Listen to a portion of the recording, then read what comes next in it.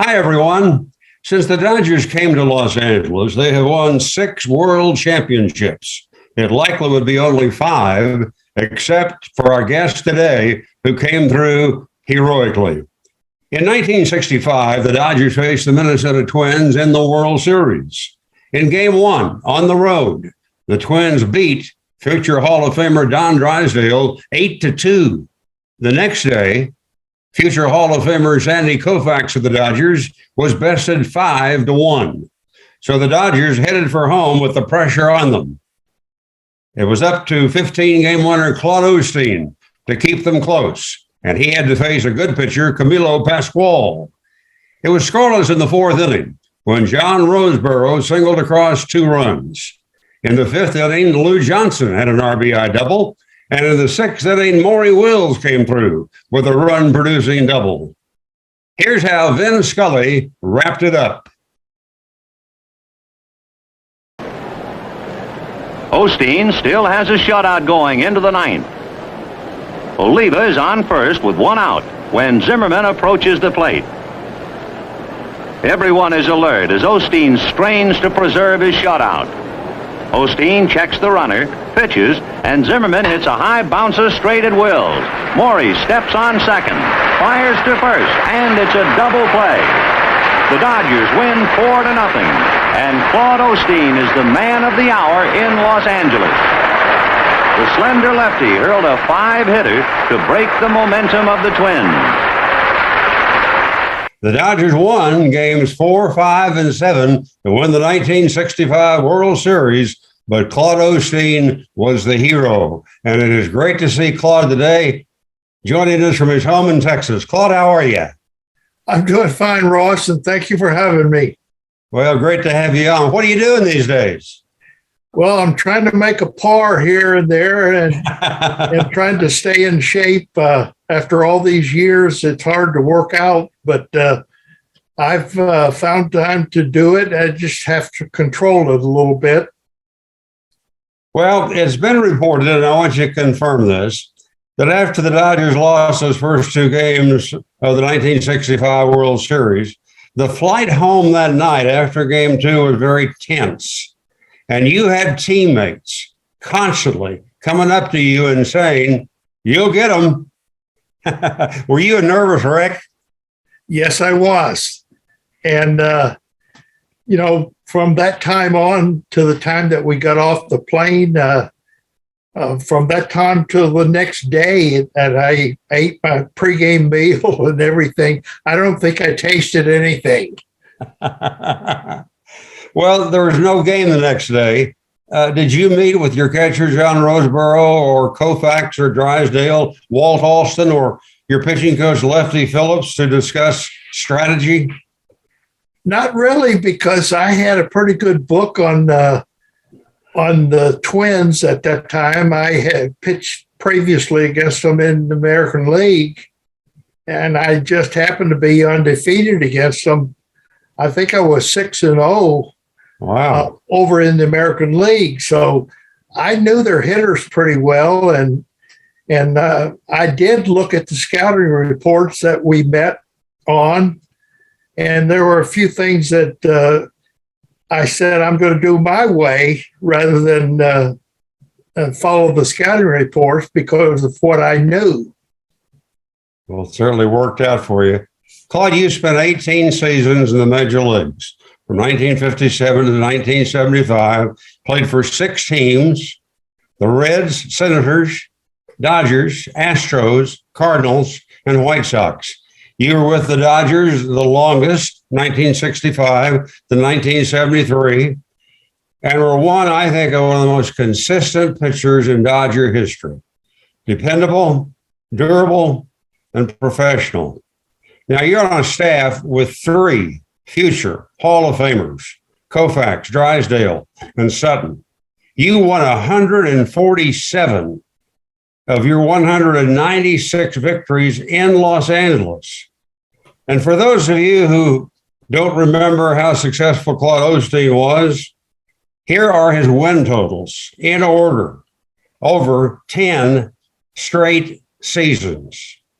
15 with the Senators, 15 with the Dodgers, then 17, 17, 12, 20, 16, 14, 20, 16. Double figure wins on each campaign. And pitching for the Dodgers, Claude averaged 37 starts a year, 266 innings, and 16 wins. Of your 40 career shutouts, 34 were with the Dodgers, including 7 in 1969. You were a workhorse. In 1969, you pitched 321 innings and won 20 games. In 1967, 288 innings, 17 wins. And in that memorable 1965 season, 287 innings and 15 triumphs. Claude, you never had any serious arm injuries, did you? What'd you do to prevent that? I think it was my type of delivery. I made a pretty nice study of my delivery, and I tried, I was concerned with a lot of balance in the delivery where I didn't put any undue pressure on certain parts of the arm and shoulder. And I can't ever remember. I remember a lot of games where I got tired and went ahead and pitched in the 7th, 8th, and 9th innings. But I made it work because of the knowledge that I had of the hitters and also of my stuff. You know, a lot of times you're pitching a complete game. The stuff that you're going to have in the 7th, 8th, and 9th is not going to look like what you had in the 4th, 5th, and 6th. And I used that very effectively because I had more movement and lack of speed. So I just controlled the location of the pitches, and I was pretty successful doing that. And don't you think, I've heard the pitchers tell me this, as you got to the late innings and you got a little bit tired, the sinker seemed to be better. Was that the factor with you? Yes, I think so. The stuff that they saw in previous innings, in their previous at bats, is not going to look the same as it did when they were hitting off me the previous time. So it was just a matter of putting the ball in exactly the position that you wanted to, and I was able to do that pretty successfully in controlling all my pitches. And you also threw a lot between starts. You felt that was important, didn't you? Yes, it was. It was like gospel for me because I had a routine and I stuck to it. The day after you pitch was going to be rest. I learned that from an old pitching coach that I had in Cincinnati, Jim Turner, who was an old Yankee pitching coach. And I saw him walk out to the outfield to a pitcher that pitched the previous day, and that pitcher would be playing catch with somebody. And he would walk out there and take the ball away from him, and he'd say, "Young man, your arm needs rest today." And I kind of remembered that, and so I got into a system where I took the day off after I pitched, and then it was gospel for me to be able to throw a bullpen on that middle day. And then you have a day of rest, and then you pitch on 4-man rotation, which I loved. When you got there, Johnny Padres was still on the staff, and I think was he number 3, and then he tapered off, and you went into that spot. Right. That's what happened. Yeah, and then Johnny, I think, went to the Padres when Buzzy went down there as owner. So it was myself, Don and Sandy, and Bill Singer at first, and then Sutton came along as a rookie. And so we always pretty much won the ERA title every year during those years. And we loved the 4-man rotation. Unlike today. Claude, one number about your career that really stood out to me was the fact that 47 times you were on the mound when your team was shut out. Was that in your career or only with the Dodgers? It was pretty much in my career. I think about that a lot because I think having had the opportunity to play on the great staffs with Sandy, Don, and Sutton, obviously it made you a better pitcher because you didn't dare mess up. The other thing is that when you went out there, you had to pitch your game, and you couldn't pitch like any of the other three. Mm-hmm.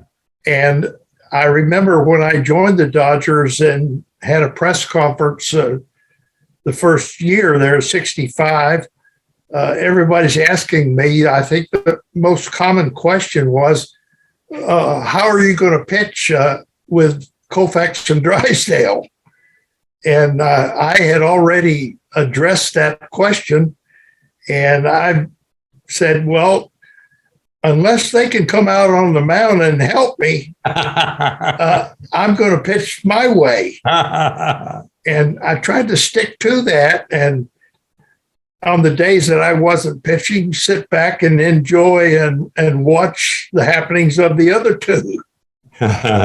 You know, another thing that just came to mind in looking at your whole career tonight, Gil Hodges was your manager in Washington. And Gil Hodges said, I expect Claude to win 15 games for me. You went out and won 15 games, and that got it started. He was some gentleman and some baseball guru, wasn't he? Yes, he was. And I loved the guy. He was interesting. He was very observant as a manager. He never missed a trick of anything that happened in the game or on the bench.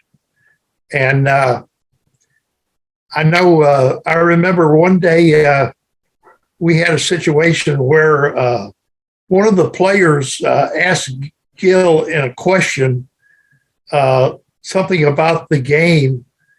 And Gil was so observant that when that play happened that he was asking about, Gil said, you know what? If you hadn't been tearing up chewing gum wrappers down at the end of the bench, you'd know the answer without asking for it. And that really impressed me. But Gil was in your corner, and he had a great sense of humor. He had dry humor, and he would make some statements like it would leave you wondering how he meant what he said. Yeah. And I was always interested in listening to him when he talked to players. Yeah. And I'm so happy that he finally got to the Hall of I was Fame. going to say, everybody's got to be happy Gil Hodges is finally in the Hall of Fame. Claude, you pitched in 3 World Series games in 1965 and 1966. The Dodgers were shut out in 2 of those 3. In 21 innings against the Twins and the Orioles, you allowed only 12 hits, and your career earned run average in World Series games was 0.86. I'm going to repeat that. Claude's career ERA in World Series games was 0.86. That was amazing. I wish that the victory column would have been better. But in the 66 series, Don and I pitched back-to-back against Baltimore, and we both were shut out, 1-0, 1-0. Paul Blair hit a home run off of me, and that was it. I lost 1-0, and Frank Robinson hit a home run off of Drysdale, and he lost 1-0. I think one of the things that I'm most proud of in my career, as far as you talk about the consistency and everything, is I think I averaged in my entire starting career, I think 488 starts. Right. I think I averaged 7 innings per start. Wow. And today, the average starter in Major League Baseball goes 5. I could buy a club I believe I could buy a club today with the money that would bring. That's right. But in that 1-0 loss in the '66 World Series to the Orioles, Wally Bunker beat you, even though you, in 7 innings, allowed only 3 hits in the ball game. Terrific. That's the way the game goes.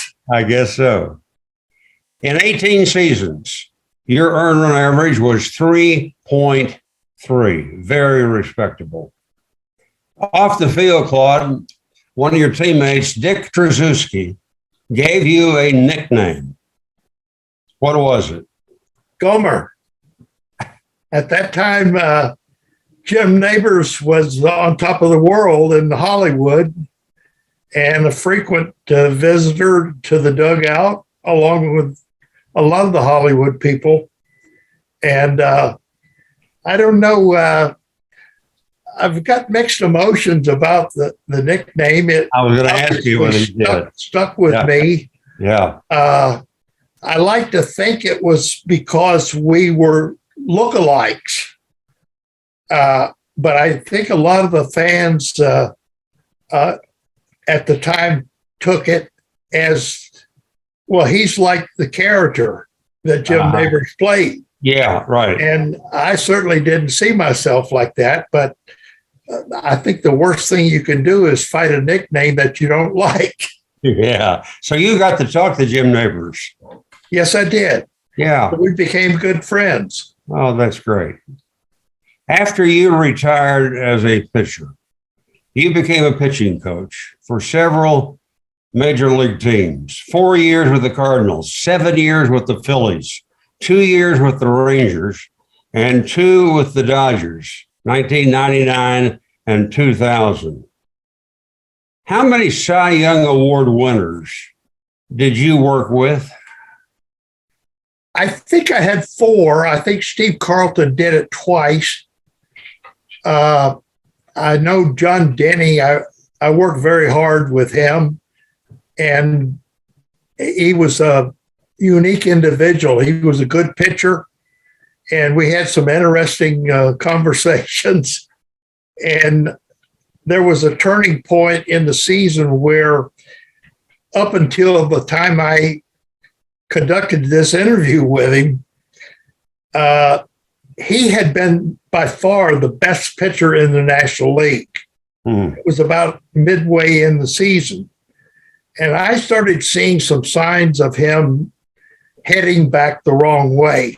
And Dave Bristol was a coach for us. And I told Bristol, I said, I'm going to sit down and talk with him. And John Denny respected both of us very much because we worked out in the exercise program with Gus Heffling, who was Carlton's exercise guru. Right. And so I sat down with Denny and I said, I've got some things I want to say to you. And I said, if you'd let me talk, I'll give you the floor after I get finished. You can say what you want. And so I started off by praising him, telling him the truth, and telling him that you've been the best pitcher in the National League. It's not even close. The hitters could not get the ball airborne off of him. He had perfect control, and we kept that delivery in sync all year.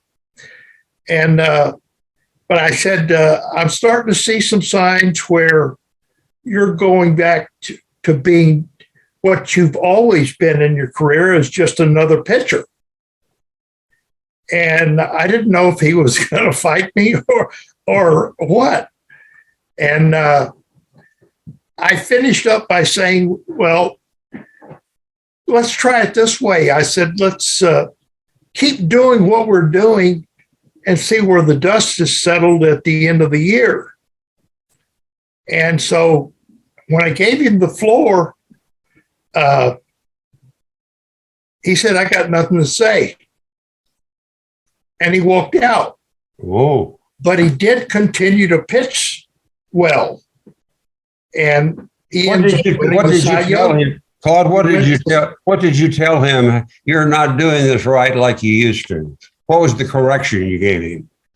Well, I told him it was more mental than anything, because a lot of pitchers are guilty of this, where they get defensive and they start, thinking that they can't win. And even though they're pitching well, they need to be awakened. And I challenged him to be the pitcher that he was the first half, the second half, and let's see where everything comes out. Yeah. And so he did. And he told the story to the press conference when he accepted the Cy Young Award. Mm. And he had a upbringing where he had some terrible happenings in his family, and a lot of things helped. They affected him. Mm. But he was a good pitcher. Yeah. You also tutored another Cy Young Award winner, Steve Bedrosian. Yes, I did. I had an interesting situation with him. Pat Corrales was the manager of the Phillies, and Bedrosian would come in the game, and he could not come in the game. This was early in the season, and he could not come in the game without throwing a home run. Whoa! And Corrales finally said to me, he said, "Can't you do something about that?" And I said, "Well, I think I could." Because his was a delivery problem. And I said, "But you're going to have to be without him for a couple of days." He said, "Do it." And so I'll never forget, we went down in Pittsburgh to the bullpen. We were on a road trip, and we just started from the very beginning and to the point of putting your foot on the mound. And the theme that I was concerned about is him getting control of his delivery. His balance was off. He was delivering a lot of pitches off balance. And obviously that's a bad pitch, and that leads to a lot of home runs. Yeah. And so we got it about as well as I could get it. And he bought it. And he tried to put it to work, and he did put it to work. And I think he set a record for consecutive relief appearances. Yeah, I think so, yeah. But anyway, he ends up getting the Cy Young Award. And those things are satisfying when you can help someone. It's in there, but there may be some little flaw or something that can make the difference. Claude, what made Steve Carlton such a great pitcher?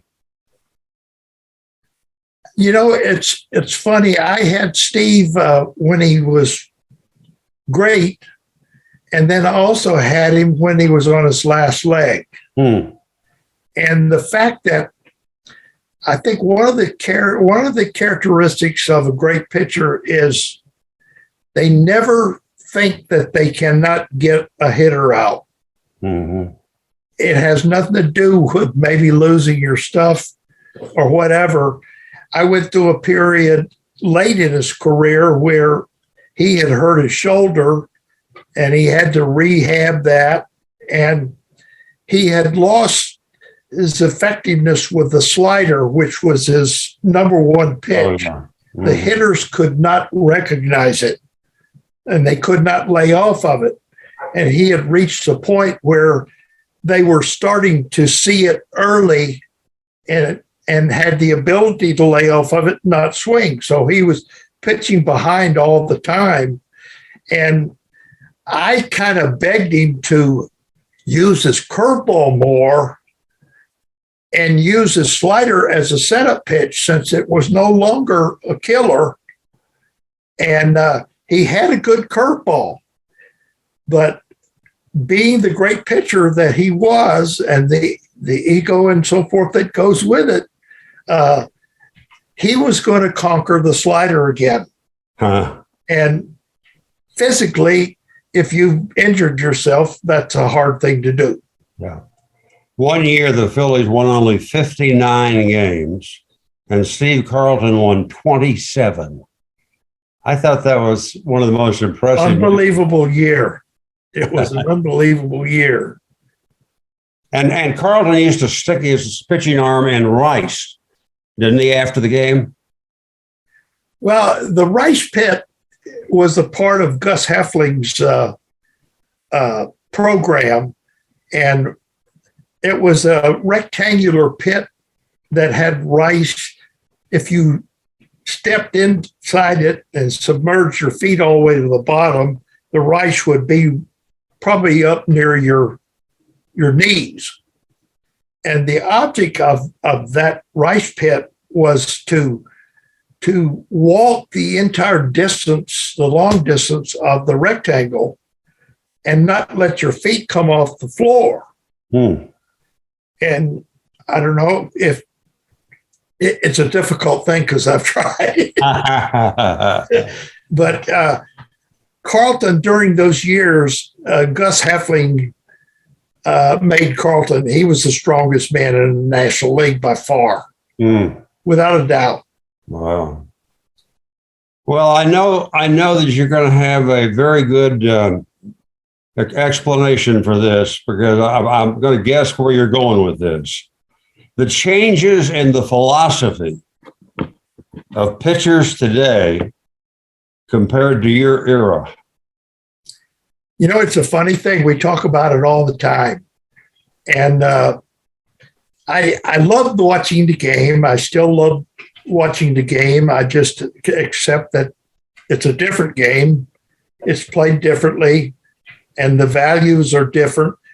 But I sit and watch games, and the one thing that I wish I could do is sit down with this pitcher or that pitcher and show him the things that happen in a game that they pay no attention to in today's game that lead to defeat.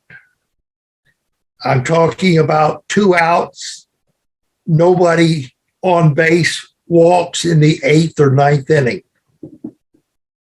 90% of the time they're going to score, and you're going to lose. I'm talking about pitch counts where the count is 0-2, and the pitcher hands the count back to the hitter by throwing sliders 3 feet outside of the strike zone. Yep. It's ball 1, ball 2. Now you've handed it back to him. I'm talking about 3-2 pitches where already you have put the umpire on the defensive. And that's a big thing. And if you're going to throw a breaking ball on 3-2, which is not a bad pitch, because everybody wants to hit the fastball or try to hit it. Yeah, they're good.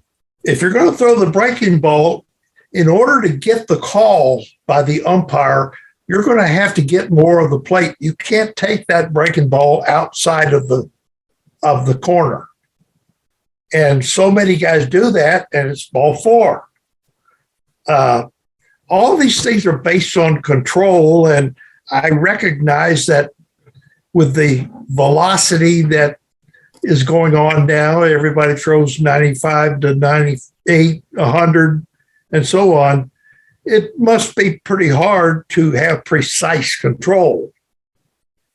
But I think it's possible if a guy just gets command of his delivery, because they are so much stronger than we were today. And there's no reason why they can't get control of their delivery. Claude, is there too much emphasis put on power, how fast you can throw the ball? It's a funny thing. It's led to more home runs, and we're on a mission to speed up the game. A lot of things don't make sense to me, because if you've got teams scoring 10, 12 runs a game, hitting 5, 6, 7 home runs, You're not going to play a game in 2 hours and 15 minutes or 2.5 hours. You're going to be approaching 3.5. So I don't know. The game is so great that it takes care of itself. It repairs itself in spite of what we do to it. Mm-hmm. Yeah. And I think sanity will return. Do you like the pitch count in baseball? I didn't when I was pitching. I went, and even when I coached, I based it on what I'm seeing. How strong is this guy? How much command has he got? And that'll tell you when it's time for him to get out of the game. Hmm. And I believe I heard some of the modern day managers today mention that very thing, that that's the one part of the changes that they're going to go back to the old school on. Mm-hmm.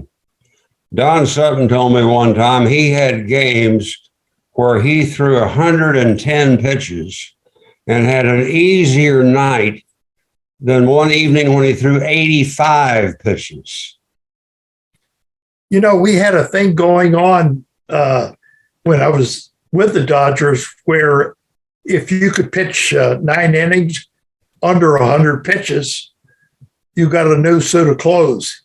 And that was a goal all the time. And I had a computer up here that told me how many pitches I had at all times. Yeah. And my goal was always to try and get under the average number of pitches per inning, which is 15.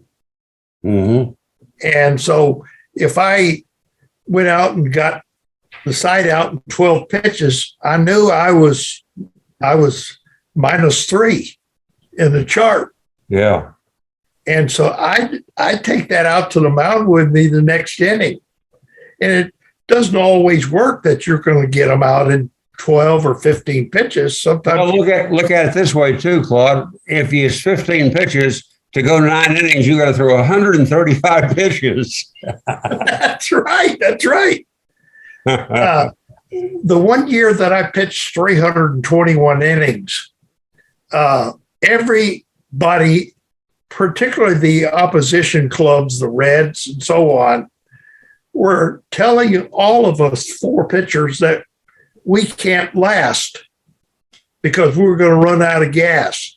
Mm-hmm. And the year that I threw 321, I couldn't have felt better. Hmm.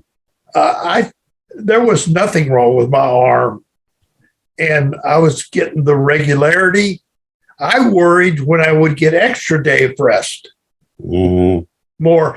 And I'll never forget when we went from 4-man to 5-man, the one thing that bothered me more than anything was I did not know how to control that extra energy. Mm. And my fastball was better, but I had less movement. Mm. And I had to learn how to take advantage of that extra power on my fastball and also get movement. Mm-hmm.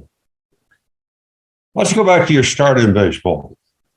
Your dad was a pitcher in an amateur league, owned a country store in Tennessee, and they sponsored a local youth team, which I think included 7 of your cousins. Did your father teach you how to throw the curveball? Yes. My dad was an amateur pitcher. He owned a merchandise store in Tennessee, and he sponsored this team. We had 7 Osteens, and I had a couple cousins also that played. And he pitched.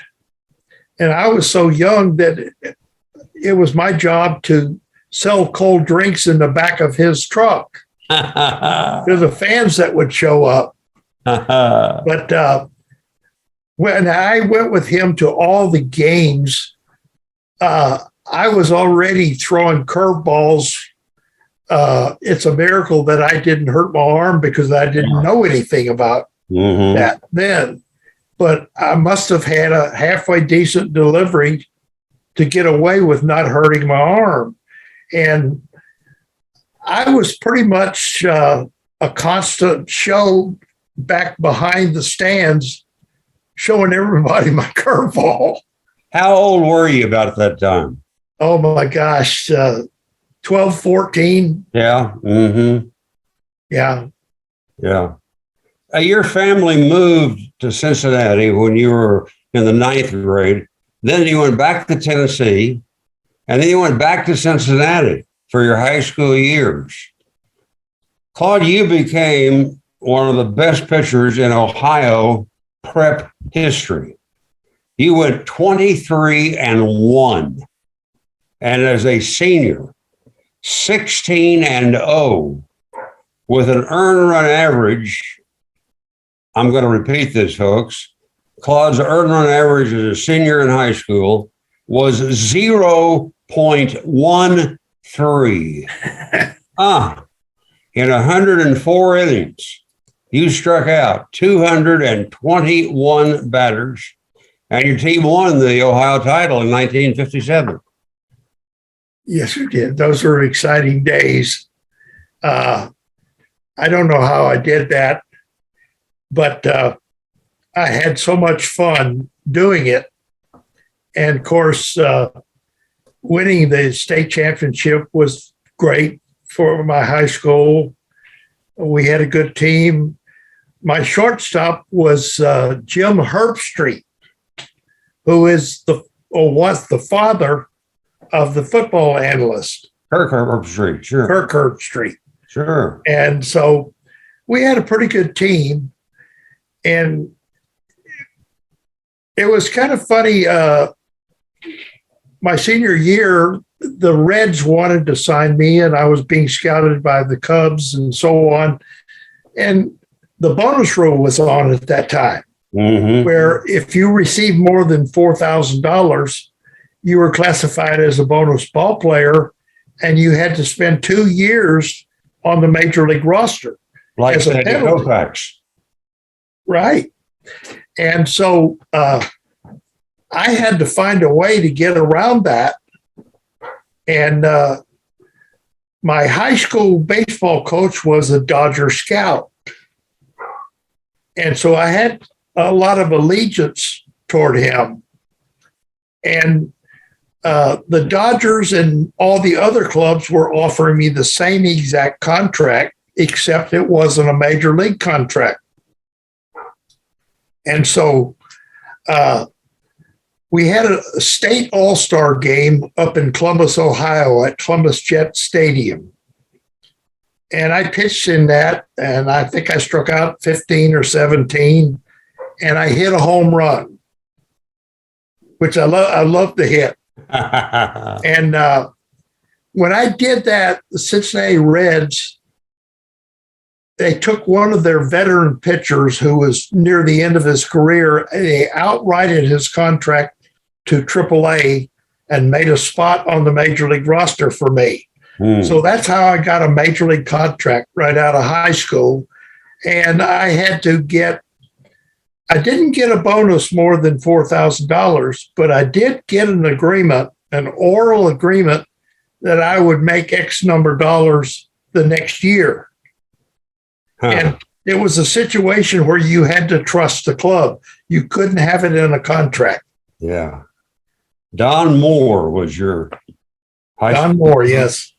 And he went on to have a great career at Wright State. Yes. He? Yeah. There were two left-handed pitchers in the major leagues that you said were your idols. Tell us who the two left-handers were. Well, Warren Spahn was one. I love to watch him pitch, even against the Cincinnati Reds when I signed and went to the majors right out of high school. Warren Spahn was in his heyday then. And he was just a master at working the rectangle.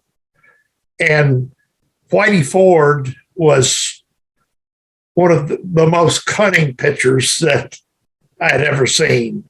Yeah. He could do so much with that baseball. And I just watched every pitch that both those guys made. You were a three-time All-Star with the Dodgers in 1967, 1970, and 1973. In fact, you were the winning pitcher in 1970, went three shutout innings. And you can tell the folks what was the most memorable thing about that game that people still talk about. Well, obviously, it was the year that Pete Rose crashed into Ray Fosse at home plate and scored the winning run. And there's a lot of interesting things that led up to that. Gil Hodges was our manager, and he sent me to the bullpen to warm up. And, you know, I'm going to relieve for probably the first time in my career.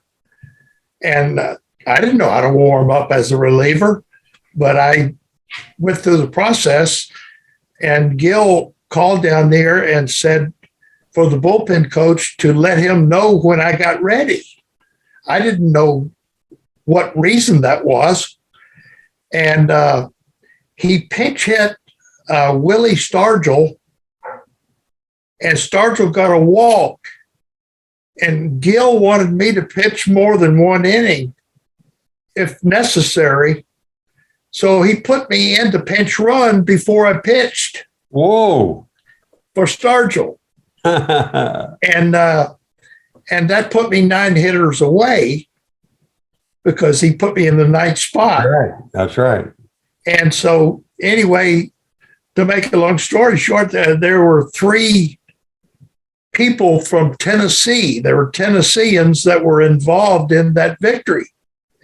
Jim Hickman is the guy that got the base hit that scored Rose.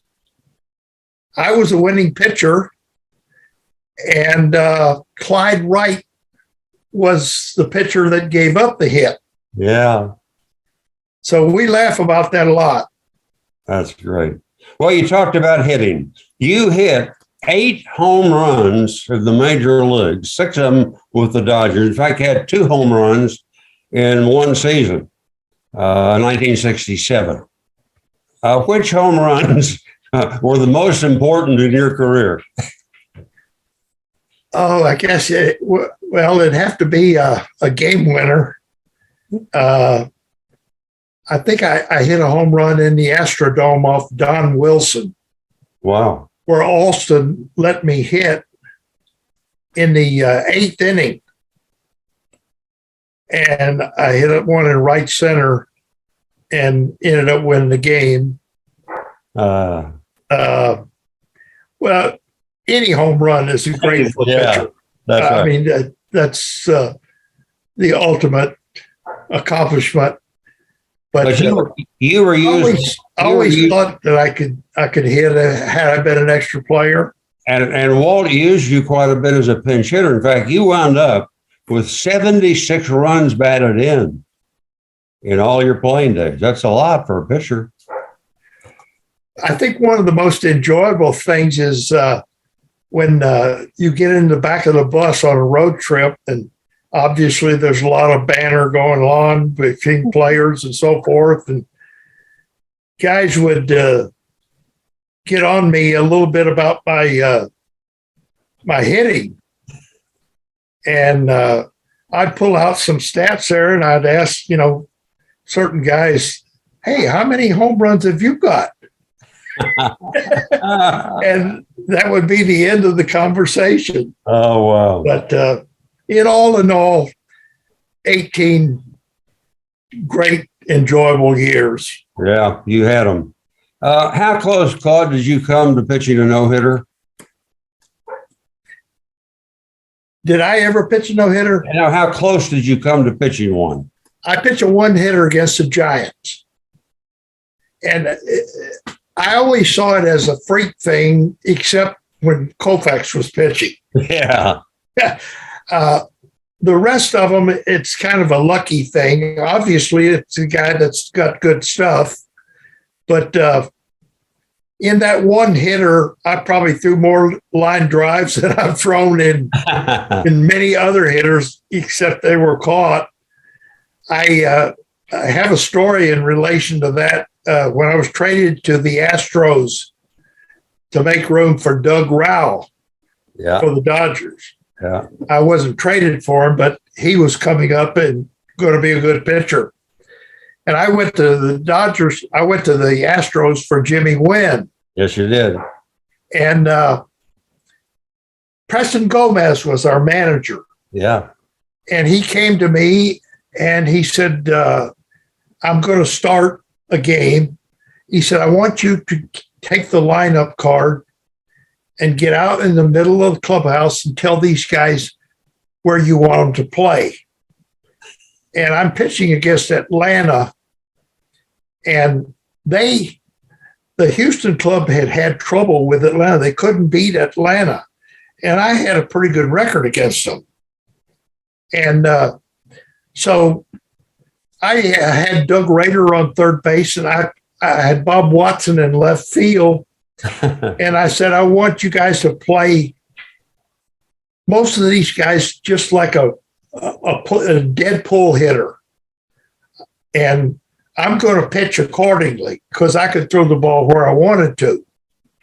And anyway, make a long story short, I walk in with the 2-1 victory. And the pitchers on the Astros were shaking their head because obviously there were a lot of balls hit hard. Oh, yeah. But I had a guy there ready to catch it. And to me, that's enjoyable. Yeah. What was your highest game when it came to strikeouts in the major leagues? In strikeouts? Yeah. Probably 10, maybe. Uh-huh. I usually stayed around 6 to 8. Who was the toughest hitter for you to get out? Well, I get that question all the time, even in the mail that I get every day to this day. Orlando Cepeda gave me a lot of trouble. Mm-hmm.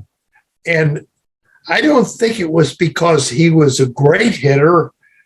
I always thought, and I don't know to this day, but I always thought that he got my pitches from somewhere, either myself or the catcher, or maybe something that I did to give it away. But I'd start.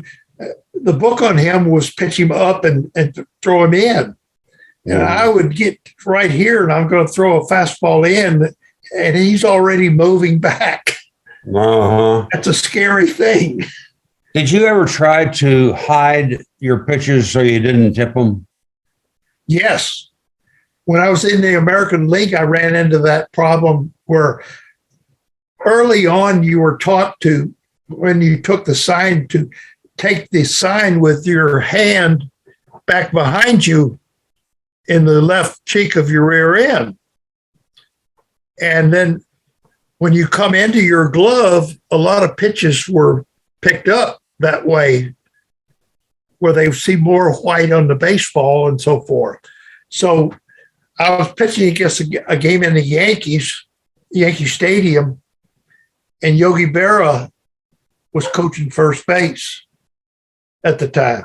Anyway, I did this, and I heard a whistle 3 or 4 times, and I had that put me in the glove taking the sign. That's the change that I had to make, and I stayed with it for the rest of my career. Wow. But that was a common thing, picking up pitches. Let's go to your 2 years with the Dodgers as pitching coach. 1999. You had Kevin Brown, who won 18 games. Shanho Park and Darren Dreifert, 13 each. Jeff Shaw had 34 saves. The next year, Park won 18, Brown 13, Dreifert won 12. Matt Herges came out of the bullpen for you and went 11-3 in relief. And Shaw came back with 27 saves. What about those pitchers? Were there any experiments or things that you tried with them that turned them around? Yes. Kevin Brown was a power pitcher, and he just literally wanted to bury every hitter up 6 feet under the plate. And he had tremendous stuff. But pitching wasn't easy for him because he would constantly, what I call, break the laws of pitching. You've got a hitter that's noted for being a down and in power hitter. Chipper Jones, I can name off a bunch of them. Brownie was the kind of pitcher, he's going to go to that zone and prove that he's better. And usually you end up getting burned several times like that. But he was a good pitcher and a great competitor. Chano Park I had was very interesting. When we would early on go down to the bullpen for the bullpen session between starts, the first few times I noticed Chan Ho would come down there and he really didn't have a plan. He's just throwing pitches into infinity. And so I kind of had to stop that. And I said, look, if you're going to come down here and waste my time doing this, then I don't think this is going to do you any good. So I started challenging him to do things with his pitches. I want 6 consecutive fastballs up and in. I want 6 breaking balls for strikes right down the middle, and so on and so on. And it became a game for him. And I think that year we got 15 wins out of him, maybe. Got 18 one year. 18? Yeah. Yeah. He really was good. Another night, he had a rough night in San Diego, and they got all over him with runs. We were down by like 6-1, something like that. And it really was early in the game. And he kind of literally quit pitching and became a thrower because he thought the game was out of hand. And we had to sit down the next day in private and go over that. And I challenged him once again. Yeah. Don't ever let that happen to you again. Darren Drivert had wonderful talent. I always thought he should have won more games. Yes, he did. Good power pitcher. He had good stuff. I don't know how good he could have been had he had been able to stay away from injury. Yeah. And, a lot of times you see something that you think could help a guy, but it necessarily is not the right thing because you're getting ready to change a guy who has had success in getting to the major leagues, doing it his way. And only in cases as a coach where the guy has had a chance to prove to me that it won't work his way. Yeah. That's when you can get their attention, or you should get their attention. Right. The year Matt Herges won 11 games for you out of the bullpen. Matt Herges, I love the guy. He had the kind of arm that a pitching staff needs. Every pitching staff needs a guy who can throw every day. Rubber arm, huh? Rubber arm. And the one year we had worked and worked and worked, I had him in the minor leagues, and I saw him get hit as hard as a pitcher can get hit. And we worked on things, and, one thing would look good, and then the inconsistency was there. And then one year he went to winter ball. And I remember we were in the fall league preparing to play. It was called the instructional league before the fall league started. And a lot of our players would come and kind of do a tune-up down there in preparing to go to winter ball. And Matt Herges came, and he had one winter ball season. And all of a sudden, I'm watching him throw off the mound in a session, and I see a pitcher. I see a guy who conquered his delivery, and he is throwing the ball in a teacup and moving it around the rectangle. And I said, finally, he's got it. Yeah. And so he went down and had another good year. And he's given me a lot of credit over the years. Yeah. Wonderful guy. Yes. Jeff Shaw, 61 saves for you in 2 years. Why was he so effective? Well, he threw a lot of strikes. And I think he hit the ball well. We rode to the park together most of the time from out in Thousand Oaks to Dodger Stadium.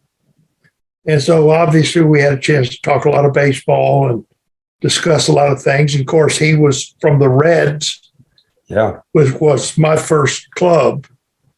And so we had a lot of things in common, but he was consistent, and he didn't get flustered on the mound under pressure. Yeah. Your last year was with the Chicago White Sox, Claude. And I thought it was interesting in looking at that season and what you said. You said, I had to pitch in a lot of cold nights. And I think it was, well, my control was not as good. I lost the feel of the baseball because of damage in the nerve endings of my fingertips that prevented the feeling of the seams of the ball and led to not only lack of movement of the ball, but to me, in my mind, it was also becoming a lack of confidence. That's a very interesting explanation you had. Yes.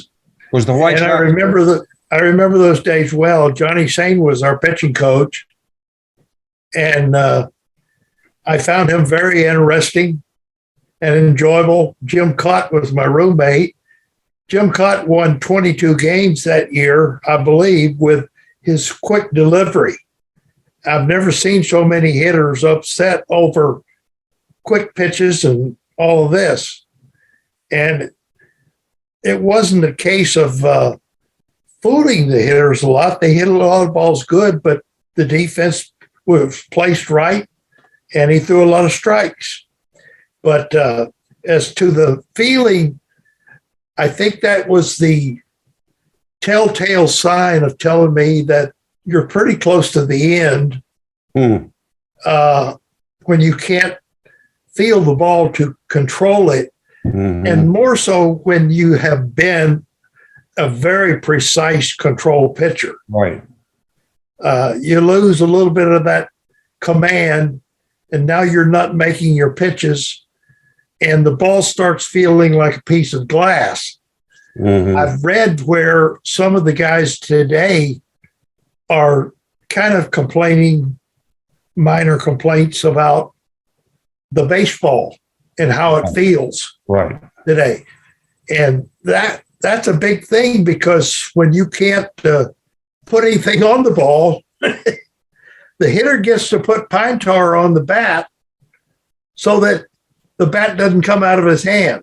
Yeah. But the pitcher can't put anything on the baseball so that the ball comes out of his hand and becomes the guided missile. Yeah. I don't know if that makes sense or not. It did. Claude, anything you want to add? Because you've just been wonderful the way you've discussed all these subjects with me. Oh, it's always wonderful to go back and replay the games and the stories and all of that. I had a wonderful career as far as time's concerned. I went way beyond the average in terms of the years that I played and coached. So I'm thankful for every minute of it. Well, I've got to tell you, and we've known each other, I got to tell you, until I started to research your career the last day or two, I didn't realize how good you were. And I hope I expressed that early. To have a guy who can pitch 10 consecutive years with double wins, not have arm problems, and do what you did, but we'll all go back to what we started with at the beginning of this show. You were the guy who really saved the Dodgers season in 1965. And for that alone, you will always be a Dodger hero. Well, I thank you for that, Ross. I loved every minute of it. Stay in good health, my friend, and we hope to see you along the way. Okay, thank you very much. I've enjoyed the interview.